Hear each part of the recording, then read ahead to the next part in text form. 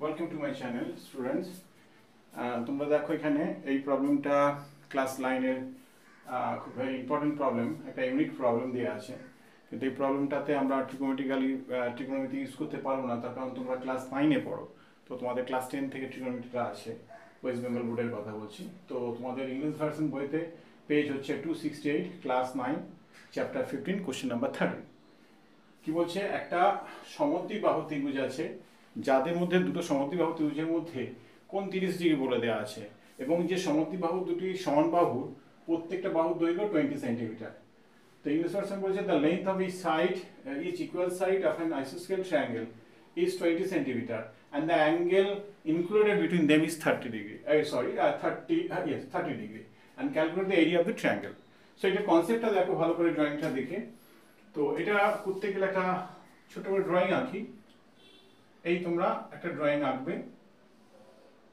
এটা হচ্ছে তোমার এ বি সি, এই দুটো বাহুকে আমি সমান ধরে নিলাম। তো এদের মধ্যে অ্যাঙ্গেল হচ্ছে 30 ডিগ্রি। এখন এইখান থেকে একটা আমরা পারপেন্ডিকুলার ড্র করছি, পারপেন্ডিকুলার, দিস ইজ পারপেন্ডিকুলার।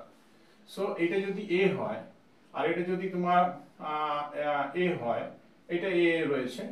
এখন এটা যদি 90 হয়, 30 হয়, তাহলে এটা তো 90 ডিগ্রি দেখতে পাচ্ছ, তাহলে তোমাদের এটা হয়ে গেল 60 ডিগ্রি। এখন আমি এমন একটা জিনিস তোমাদের দেখাবো যে এই যে 30 আর 60, এই যে দুটো অ্যাঙ্গেল পাচ্ছ তোমরা, তাহলে এই দুটো লেন্থের একটা রেশিওর তোমরা কনসেপ্ট পাবে, যেটা আমরা সমদ্বিবাহু ত্রিভুজ থেকে পাই। যেমন ধরো এটা সমবাহু ত্রিভুজ রয়েছে, প্রত্যেকটা বাহু এ এ আর এ করে রয়েছে।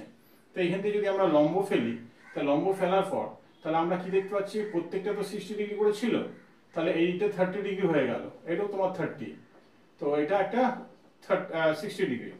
সো দেখো এটা এই যদি এ হয়, তাহলে এই দিকের বাহুটা তোমার a/2 রয়েছে, এই দিকের বাহুটা তোমার a/2 আছে।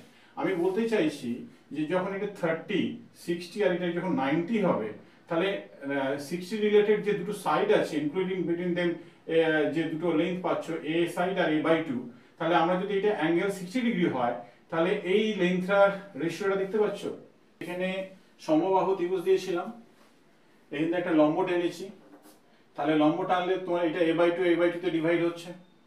a/2 তে ডিভাইড করার পর দেখো ড্রয়িংটা দিকে বুঝতে পারছো এটা 30 ডিগ্রি 60 ডিগ্রি। আমার এখানে কনসেপ্টটা এই অঙ্কেতে লাগবে যে যদি এই যে দুটো সাইড দেখতে পাচ্ছ, এই যদি লম্ব ডিগ্রি হয়, তাহলে এই অতিভুজ আর এই বাহুটা যেটা রয়েছে, এই দুটো সাইডের যদি এটা a লেন্থ হয়, তাহলে তোমরা এটা a/2 লেন্থটা পাবে। সেটাই আমার বলার বক্তব্য আর কি। অর্থাৎ তোমরা যদি এটা 60 যেটা দেখতে পাচ্ছ, তাহলে আমরা এ বি সি এটা ডি ধরে নাও, এটা ডি ধরে নাও, তাহলে আমরা এটা সি, তাহলে ডিসি আমরা বলতে পারবো এই এই যে সাইডটা আছে, এই সাইডটা a/2 ভাগ, ওকে, ইউনিট, ওকে। এই হচ্ছে ব্যাপারটা রইল। তাহলে এ মানে তোমাদের কত আছে, এ লেন্থ মানে এসি, এসি তোমাদের দিয়েছে, এসি বা এবি তোমাদের কত দেয়া আছে দেখো 20 সেমি, ওকে। তাহলে এখন ত্রিভুজের area of del A B C, এটার ক্ষেত্রে আমরা কি জানি, হাফ ইন্টু বেস। বেস এইদিকে যদি আমি এটা হাইটটা ফেলেছি যেহেতু, তাহলে এটা তুমি বেস এবি পাবো, তাহলে এবি ইন্টু হাইট হচ্ছে ডিসি করে দাও, এটা স্কোয়ার ইউনিট লিখছি, ওকে।